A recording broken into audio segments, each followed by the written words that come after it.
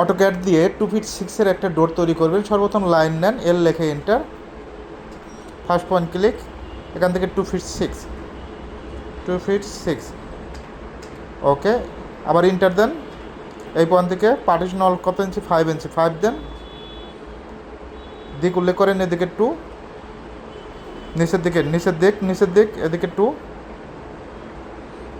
এদিকে 1, এদিকে 3। ওকে, একটু জুম করেন, আবার ইন্টার দেন। আমার কথা অনুযায়ী কাজ করেন, দেখবেন সহজ হবে। এই পয়েন্ট থেকে ক্লিক করেন, এদিকে 5, এদিকে 2,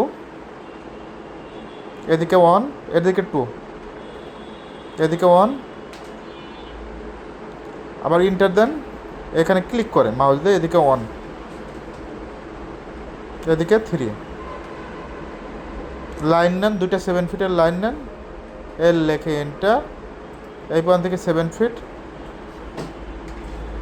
একইভাবে এই পয়েন্ট থেকেও 7 ফিট। সার্কেল নেন, এল লেখে এন্টার দেন, এখানে একটা ক্লিক করেন, 7 ফিট দিতে হবে, ডাবল এন্টার। সার্কেল নেন, সি লেখে এন্টার, এই পয়েন্টে ক্লিক করেন, পয়েন্ট টু পয়েন্ট ক্লিক করবেন, তারপর ছোটো করেন, ট্রিম করে দেন, টিআর লেখে ডাবল এন্টার, এই পয়েন্টে ট্রিম করে দেন, এটা ট্রিম করে দেন, এটি জুম করে কাজ করেন, এটাও ট্রিম হবে, আরেকটু জুম হবে, এটাও ট্রিম হবে।